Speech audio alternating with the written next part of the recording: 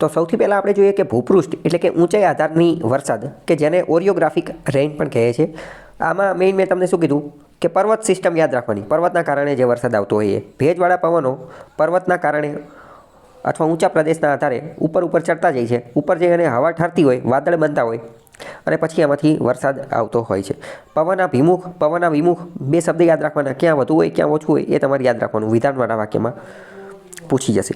એક બાજુ વધારે વરસાદ આવશે, એક બાજુ ઓછો વરસાદ આવશે. જે બાજુ ઓછો વરસાદ આવશે એને વરસાદ છાયાનો વિસ્તાર કહેવામાં આવે છે. ભારત માટે આ ઓરિયોગ્રાફિક રેઇનફોલ અત્યંત મહત્વનો છે, કારણ કે ભારતમાં વરસાદનું આગમન જ એના કારણે થાય છે. પશ્ચિમ ઘાટની પર્વતમાળા જે છે અહીંયા આ બધું થાય છે, બરાબર. મોસ્ટ ઇમ્પોર્ટન્ટ યાદ રાખવાનું કે પશ્ચિમ ઘાટની પર્વતમાળા જે છે એના કયા ભાગમાં વધુ વરસાદ આવે છે અને કયા ભાગમાં ઓછો વરસાદ આવે છે.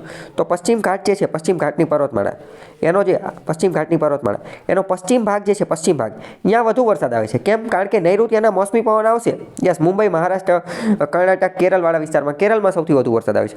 તો કે નૈઋત્યના મોસમી પવનો સૌથી પહેલાં ક્યાં ટકરાશે? પશ્ચિમ ઘાટના પશ્ચિમ ભાગમાં જ ટકરાશે ને, પશ્ચિમ ભાગમાં જ ટકરાશે અને પૂર્વ ભાગ સુધી તો પહોંચી જ નહીં શકે. તો પૂર્વ ભાગમાં તો ઘણી બધી વાર સૂકવ પણ પડતો હોય છે. જેમ કે મહારાષ્ટ્રની વાત કરીએ તો મહારાષ્ટ્રની અંદર મરાઠાવાળા, વિદર્ભવાળો વિસ્તાર જે છે ત્યાં તો ખાવા લોટ નથી. ત્યાં તો એક રીતે એવું કહી શકાય વરસાદ એટલો બધો જોવા મળતો નથી, બરાબર. તો મોસ્ટ ઇમ્પોર્ટન્ટ આ એક વિધાન યાદ રાખજો કે પશ્ચિમ ઘાટની પશ્ચિમ બાજુએ વરસાદ વધુ જોવા મળે છે. એટલે કે પશ્ચિમ ઘાટની પશ્ચિમ બાજુ જે છે એ વરસાદનો વિસ્તાર છે. જ્યારે પશ્ચિમ ઘાટની પૂર્વ બાજુ જે છે, પૂર્વ બાજુ એ પવન વિમુખ છે, વરસાદ વિમુખ છે, પર્વત વિમુખ છે અને અહીંયા ઓછો વરસાદ જોવા મળે છે. તો આ દિશા યાદ રાખવાની. નકશાના આધારે પણ તમને ખબર પડી જાય, બરાબર. જેમ કે અહીંયા આપેલું છે, પશ્ચિમ ઘાટની પવનના ભિમુખ બાજુએ આવેલા મુંબઈમાં દર વર્ષે 200 સેન્ટીમીટર કરતાં વધુ વરસાદ જોવા મળે છે. જ્યારે એ જ પશ્ચિમ ઘાટની પવન વિમુખ બાજુએ આવેલા પુણેમાં 80 સેમીથી પણ ઓછો વરસાદ આવે છે. અને મહારાષ્ટ્રની અંદર જ મેં તમને કીધું મરાઠાવાડા અને વિદર્ભ, ત્યાં તો એટલો બધો વરસાદ જ જોવા મળતો નથી, બરાબર. બાકી આપણે ફોટો દ્વારા પણ જોઈ લીધું. હવે આપણે જોઈએ કે ઉષ્ણતા નયન કે સંવહનિક વૃષ્ટિ, કોન્વેન્શનલ રેઇનફોલ. કોન્વેન્શનલ રેઇનફોલ શું છે? પહેલાં તો સમજો કે ઉષ્ણતા નયન એટલે કે સંવહન એટલે શું. આપણે બહુ પહેલાં પૃથ્વીનું ઇન્ટિરિયર જ્યારે ચલાવેલું હતું, આંતરિક સંરચના, એમાં મેં તમને એક વસ્તુ ચલાવેલી હતી કે પૃથ્વીની જે આંતરિક સંરચના જે છે એમાં કોન્વેન્શનલ કરંટ જોવા મળે. કોન્વેન્શનલ કરંટ એટલે શું? એટલે આ એક રીતની એવી વસ્તુ છે કે તરંગો ધીમે ધીમે આગળ વધતા છે. આની માટે એક વસ્તુ મગજમાં ઇમેજિન કરવાની કે તાપણું કરતા હોય, તાપણું તો શું આપણે તાપણાની આગની અંદર હાથ નાખી દેવી છે? તો કે ના, આગળ હાથ નથી નાખતા. ખાલી ઉપર હાથ રાખીએ તો પણ આપણને ગરમાહટ જોવા મળે છે. તો એને એક રીતે કહેવાય સંવહનિક. કેમ? કારણ કે ગરમીના તરંગો ધીમે ધીમે ઉપર આવતા જાય છે અને એના કારણે આપણને ઉષ્મા, ગરમી પૂરી પાડે છે. તો બસ આ એ એક રીતે ઉષ્ણતા નયન જ છે, એક રીતે સંવહનિક જ છે. આનું આપણે બીજું ઉદાહરણ સમજીએ. આપણે પાણી ગરમ કરવા મૂક્યું છે કે ચા કે દૂધ ગમે બનાવવા મૂક્યું છે, પાણી ગરમ કરવા મૂક્યું છે, નીચે ગેસ સળગાયેલો છે, બરાબર. તો સૌથી પહેલાં કયું પાણી ગરમ થશે? નીચેનું પાણી કે ઉપરનું પાણી? તો કે પહેલાં નીચેનું પાણી ગરમ થશે. નીચેનું પાણી ગરમ થશે એ ધીમે પોતાની ગરમી ઉપર ટ્રાન્સફર કરતું જશે અને એમ ધીમે ઉપરનું પાણી પણ ગરમ થતું જશે. સમજાણું? તો આ વસ્તુને સંવહનિક કહેવાય. સંવહનિક કીવર્ડ શબ્દ ઉપરથી ખબર પડે કે વહન થતું રહેશે. ઉષ્માનું ધીમે વહન થતું રહેશે. ઉષ્મા પહેલાં નીચેના થરમાં આવશે, એનેથી ઉપરના થરમાં ટ્રાન્સફર થશે, એનેથી ઉપરના થરમાં ટ્રાન્સફર થશે, એનેથી ઉપરના થરમાં. ખબર પડી કે ન પડી? પહેલાં તો આટલી વસ્તુ. ઓકે, તો આવી રીતે આ ઉષ્ણતા નયનના એ જ વસ્તુને ઉષ્ણતા નયન કહેવાય, સંવહનિક કહેવાય, ઇંગ્લિશમાં એને કોન્વેક્શનલ કહેવાય, જે પૃથ્વીના ઇન્ટિરિયરમાં પણ જોવા મળતી હોય છે. તો એમાં ઉષ્ણતા નયનના પ્રવાહો દ્વારા ધીમે ગરમ, હલકી, ભેજવાળી હવા જે છે એ ધીમે ઉપર ચડે. બધામાં પ્રક્રિયા સેમ છે. કીધું હતું કે ઉપર તો ચડવું જ પડશે, વાદળ બનવા જ પડશે, પછી જ આ બધું થશે. તો અહીંયા ઘનીભવન થાય અને વાદળ બને. મેઇન વસ્તુ શું કે વરસાદ આવવાની પ્રક્રિયા તો સેમ છે, એ તો આપણને ખબર પડી ગઈ કે બાષ્પીભવન થાય અને હવા જે છે ઉપર ચડે, ઉપર જઈ અને ઘનીભવન થાય, વાદળ બને અને પછી એમાંથી વરસાદ આવે.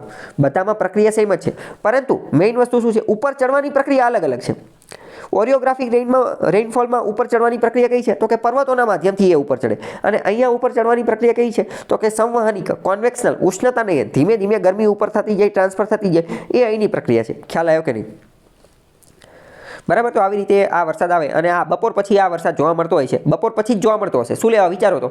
કારણ કે બપોર થશે ત્યારે તો બધી વસ્તુ, તાપમાન જે છે એ ત્યારે તાપમાન એકદમ વધી જશે, ત્યારે એકદમ તાપમાન વધશે તો જ ગરમી થશે ને, ગરમી થશે તો જ તો તરંગો નીકળશે ને.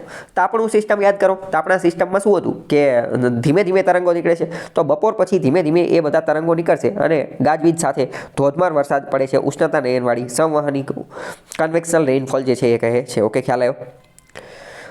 આના કારણે ધોધમાર વરસાદ થતો હોવાથી જમીનનું ધોવાણ જોરદાર થાય છે. જમીન જે છે એનું ધોવાણ થતું હોવાથી અને ધોધમાર વરસાદ હોવાથી અહીંયા મોટા ભાગનું પાણી જે છે એ જમીનમાં ઉતરતું નથી, પરંતુ પાણી વહી જાય છે. એટલે કે આ વરસાદ એટલો બધો કંઈ કામ લાગતો નથી. ખબર પડી કે નહીં? જો નીચે એ જ વસ્તુ આપેલી છે કે પહેલું ચિત્ર જો પહેલું ચિત્ર જે છે બરાબર, કે ઉષ્ણતા નયનના પ્રવાહો. હા, ઉષ્ણતા નયનના પ્રવાહો બરાબર. તો એ શું કહે છે? ઉષ્ણતા નયનના જે પ્રવાહો જે છે, પહેલાં જમીનનો ભાગ છે, તો કે જમીન ગરમ થશે તો જમીનની હવા ધીમે ધીમે ઉપર જતી જશે, ઉપર જઈને વાદળ બનાવશે અને એ વાદળ વરસશે બરાબર. તો ચિત્રના આધારે પણ તમારે એ વસ્તુ યાદ રાખવાની છે. આગળ વાત કરીએ કે ચક્રવાત કે વંટોળની વૃષ્ટિ બરાબર. તો કે ચક્રવાત અને વંટોળ એની અંદર શું હોય? તો આપણે ચક્રવાત, સાયક્લોન આપણે ઓલરેડી સમજી ગયા છીએ. સાયક્લોન ચક્રવાતની અંદર શું હતું? ચક્રવાતના બરોબર મધ્યમાં કેવું દબાણ સર્જાશે? કહી શકશો ખરા તમે? બરોબર વચ્ચે હલકું દબાણ હશે. બરોબર વચ્ચે કેવું હશે? હલકું દબાણ હશે અને આજુબાજુમાં ભારે દબાણ હશે, ત્યારે ચક્રવાત થશે. તો બસ આવી જ જગ્યાએ જે છે એ શું થશે કે બરોબર વચ્ચે હલકું દબાણ છે, તો આજુબાજુની હવા શું કરશે? આજુબાજુની ગરમ હવા ચક્રાઓ લઈ અને ધીમે ધીમે ઉપર ચડશે. ચક્રાઓ લઈ અને શું થશે? ધીમે ધીમે ઉપર ચડશે, ઊંચાઈએ ચડશે અને પછી એનું વાદળ બનશે, ઘનીભવન થશે ને એ બધું થશે અને વરસાદ આવશે બરાબર. તો એના કારણે ચક્રવાતના કારણે પણ વરસાદ આવે. ઇન શોર્ટ તમે સમજ્યા કે ઉપર ચડવાની જે પ્રક્રિયા રહી ને એ બધામાં અલગ અલગ છે. પહેલામાં ઉપર ચડવાની પ્રક્રિયા કઈ હતી કે પર્વતવાળી, તો કે ઓરિયોગ્રાફિક રેઇનફોલ. બીજામાં ઉપર ચડવાની પ્રક્રિયા કઈ હતી તો કે તાપમાનની અંદર તફાવત થવાથી, વધુ ગરમી થવાથી એની અંદરથી સંવહનિક તરંગો નીકળે, કોન્વેક્શનલ કરંટ નીકળે, એ ઉપર જવાની પ્રક્રિયા હતી. અને ત્રીજામાં શું હતી તો કે દબાણવાળી પ્રક્રિયા હતી. ચક્રવાતમાં બરોબર વચ્ચે હલકું દબાણ સર્જાઈ જાય એટલે ધીમે ધીમે ચક્રાઓ લઈ અને હવા ઉપર ચડતી જાય અને વાદળ બનતા જાય બરાબર.